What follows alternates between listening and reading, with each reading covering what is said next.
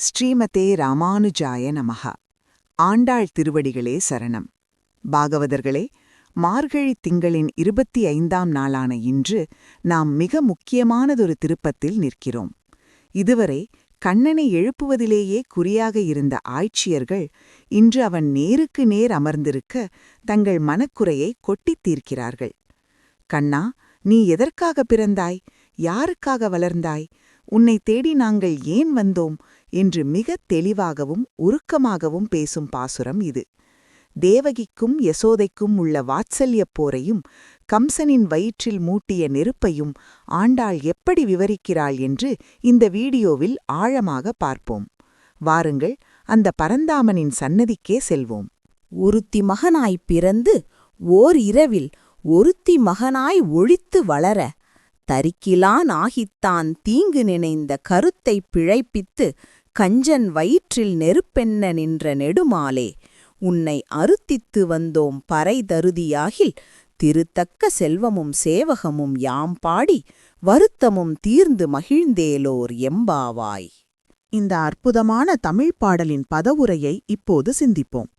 ஒருத்தி மகனாய் பிறந்து, ஒப்பற்றவளான தேவகி பிராட்டியின் வயிற்றில் ஒரு மகனாகப் பிறந்து, ஓர் இரவில் கம்சனுக்கு பயந்து அதே இரவில் ஒருத்தி மகனாய் ஒளித்து வளர, ஒப்பற்றவளான யசோதை பிராட்டியின் பிள்ளையாக யாருக்கும் தெரியாமல் மறைந்து வளர, தரிக்கிலானாகி இதை பொறுக்க முடியாதவனான கம்சன் தான் தீங்கு நினைத்த, கண்ணனுக்கு தீங்கு செய்ய நினைத்த அந்த கம்சனின் கெட்ட எண்ணத்தை தவிடுபொடியாக்கி கஞ்சன் வயிற்றிலே நெருப்பென்ன நின்ற, அந்த கம்சனின் வயிற்றிலே பயம் என்னும் நெருப்பைப் போல நின்ற நெடுமாலே உன்னை அருத்தித்து வந்தோம்.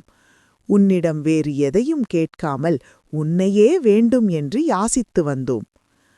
பறை தருதியாகில் நாங்கள் விரும்பிய அந்த கைங்கரியத்தை நீ தந்தருள்வாயானால் திருமகள் விரும்பும் உன் செல்வத்தையும் வீரத்தையும் பாடி எங்கள் மனக்கவலைகளெல்லாம் நீங்கி நாங்கள் மகிழ்ச்சியடைவோம்.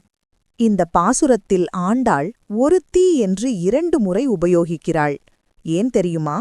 முதல் ஒருத்தி தேவகி. அவள் பாக்யவதிதான், ஆனால் துரதிர்ஷ்டசாலி. கண்ணனை பெற்றாள், ஆனால் அவனது பாலூட்டும் அழகையோ மழலை சொல்லையோ ரசிக்க முடியவில்லை. இரண்டாவது ஒருத்தி யசோதை. இவள் பெறாமலே தாயான பெரும் பேறு பெற்றவள்.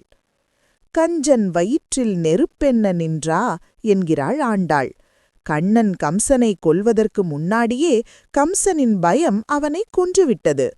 உண்ணும் சோறு, பருகும் நீர், வெற்றிலை பாக்கு என எல்லாவற்றிலும் கண்ணன் இருப்பது போலவே கம்சனுக்கு தோன்றியதாம். அந்த பயம் அவன் வயிற்றில் நெருப்பாய் எரிந்தது.